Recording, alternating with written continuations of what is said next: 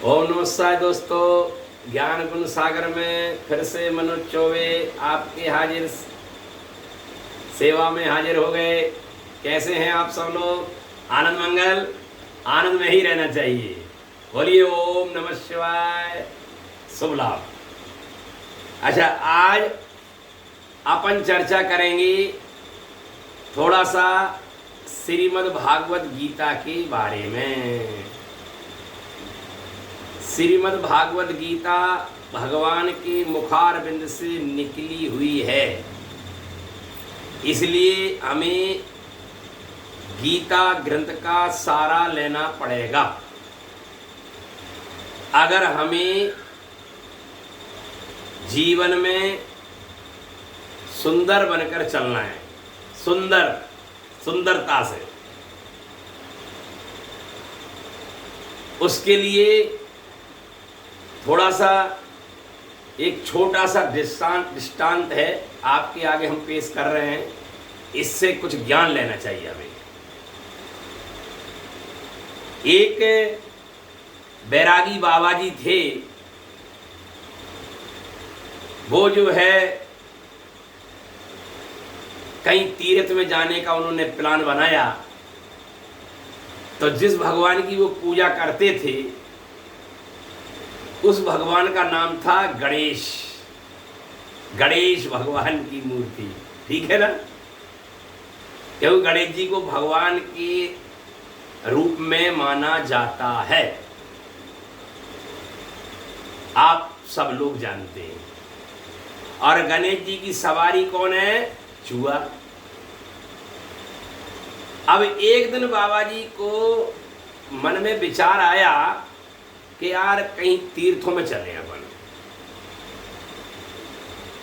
तो अब तीर्थों में जाएंगे, यात्राओं में जाएंगे कहीं, तो खाने पीने की व्यवस्था भी करनी पड़ेगी, तो 2 पैसे की भी जरूरत पड़ेगी। तो क्या किया जाए? तो उन महात्मा जी ने क्या किया, बाबा जी ने वो गणेश जी की जो सोने की मूर्ति थी उनके घर में, जिसकी पूजा करते थे, और उनके गणेश जी के चूहा, उनकी सवारी भी सोने की थी। तो दोनों को ले जाकर बाजार में उन्होंने बेचने की कोशिश करी, सुनार की दुकान पर। अब सुनार की दुकान पर जब दोनों मूर्तियों का उन्होंने सौदा किया, तो सुनार वाला क्या करता है, एक रेट में दोनों को खरीद लेता है। तो बाबा जी बिचल जाते हैं सुनार वाले पे, कि बोले भैया ये क्या कर रहा है तू?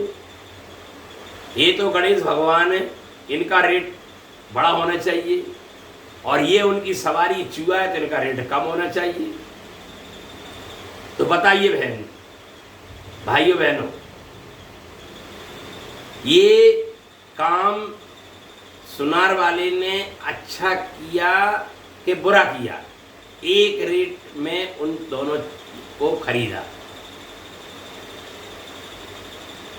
और बाबा जी नाराज हो रहे हैं उस पर बार बार, कैसे कैसे हो सकता है, एक रेट में तुम कैसे ले सकते हो? तो सुनार वाला कहता है कि बाबा जी, मैं ना गणेश देख रहा हूं, ना गणेश भगवान देख रहा हूं, और ना मैं चूहा देख रहा हूं उनकी सवारी। मैं सिर्फ केवल सोना देख रहा हूं, सोना। क्योंकि जितना गणेश भगवान की मूर्ति में वजन है, उतना ही गणेश भगवान की सवारी चूहा में भी उतना ही वजन है। तो मैं सोने का रेट का पैसा दे रहा हूं, मैं गणेश और चूहा को नहीं देख रहा, और आप देख रहे हैं गणेश और चूहा को। तो ऐसे ही हम लोग भी भैया संसार में मतभेद समझकर लोगों को देखते हैं। मतभेद से अगर एक दृष्टि से सुनार की तरह देखें, सुनार जब सोना चांदी बेचता है तो वो ये कहता है कि मेरा इतना सोना बिच गया। वो कभी ये नहीं कहता है कि इतनी झुमकी बिच गई, इतनी चूड़ी बिच गई, इतनी ये इतना वो सीधा यही शब्द निकलेगा कि इतना सोना मेरा सप्लाई हो गया, 1 करोड़ का, 2 करोड़ का, 10 करोड़ का। और जब बात आ जाती है तब बोला जाता है कि इतने नग हमारे चूड़ी निकल गई, इतने हमारे बिछिया निकल गए, इतने हमारे हार निकल गए, इतनी हमारी जंजीर माला अंगूठियां निकल गई।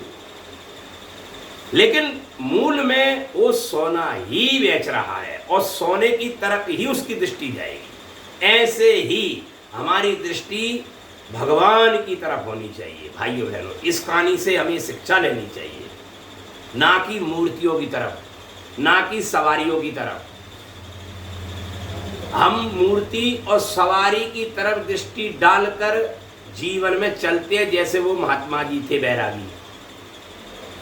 अब महात्मा जी बैरागी तो थे, लेकिन सारा जीवन उनका बैराग में निकल गया, लेकिन उनको भगवान की प्राप्ति नहीं हो पाई। क्यों? कि वो मूर्ति में गणेश देख रहे हैं। किसको देख रहे हैं? गणेश। और चूहा में क्या देख रहे हैं? सवारी। अब मूल में वो पहचान नहीं पाए कि सोना है, जबकि सोनार पहचान गए। तो ऐसे ही ज्ञानवानों की पहचान है। जो भगवान का प्रिय भक्त है, ज्ञानवान है, वो ऐसे पहचान लेता है। इसी को कहा है वासुदेव सर्वम।